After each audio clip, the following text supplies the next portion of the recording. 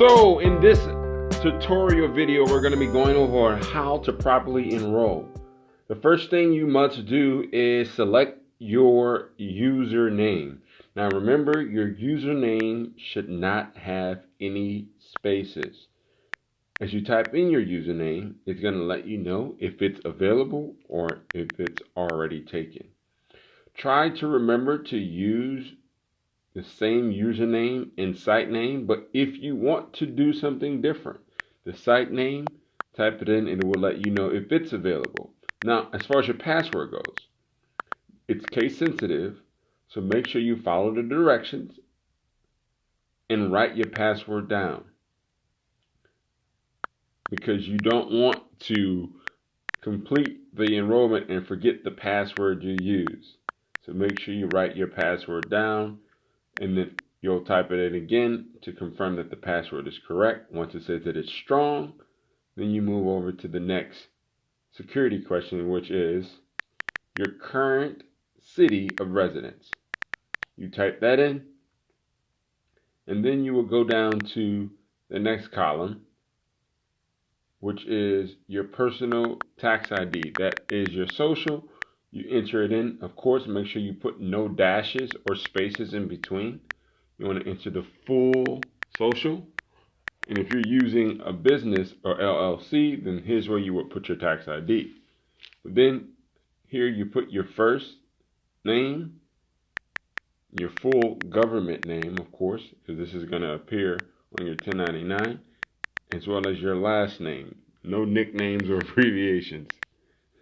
And of course, type in the best email address, because this is where your welcome email is going to come to you. And make sure this email address is something that you have access to, not your spam or junk email.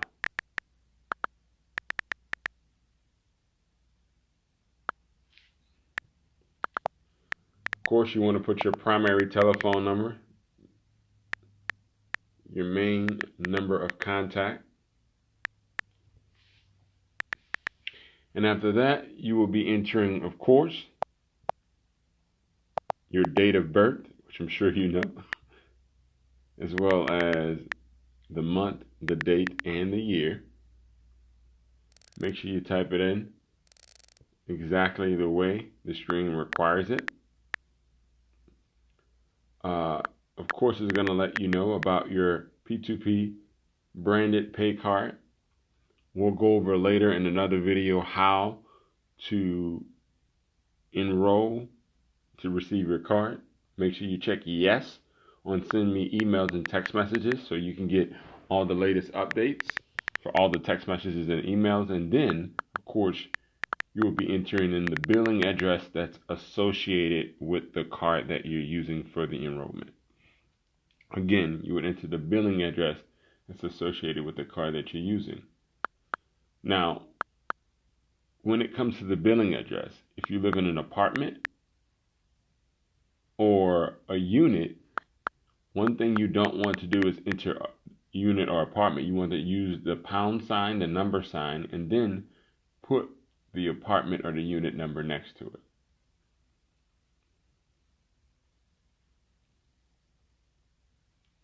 Of course, at that moment, you go down and select the state. After you enter the zip code, you have to choose the state in the drop-down menu. If your billing address is the same, the shipping address, that box will stay checked. And now, I'm making sure that I have all the information in correctly. And as I verify that the information is correct, the next thing I'm going to do is get my card information out. Now, to make sure the card that I'm using, this will be the card that my monthly subscription, my overhead, will come out every month. So I want to make sure I'm not using a prepaid card. I'm not using a card that's going to expire soon. I want to use a card that I want this to auto debit out of, because I don't want there to be never an interruption in my subscription, because that means I'm unqualified to receive the deductions and writing off my lifestyle. Number two, I want to make sure my mileage is always being tracked. So if my card doesn't go through or it declines because I use the wrong card or I use a prepaid card and there's no money in that account, then I run the risk of losing my mileage, my expenses, and all my, my business things that I've been tracking. So make sure you use the proper account or the proper card when setting this up. Enter your information, expiration date, CVC code on the back, and then I scroll down to the bottom and check all the agreement boxes. Now I'm going to scroll all the way back up to the top to make sure all the information is correct. I'm going to double check and then what I call triple check. Just making sure everything's in order before I go down and hit the submit enrollment button. Then I click the complete enrollment and that's it. I'm all done. And that's how you successfully complete an enrollment or help someone enroll into the business of the P2P as a P2P associate. Thank you for your time, your attention.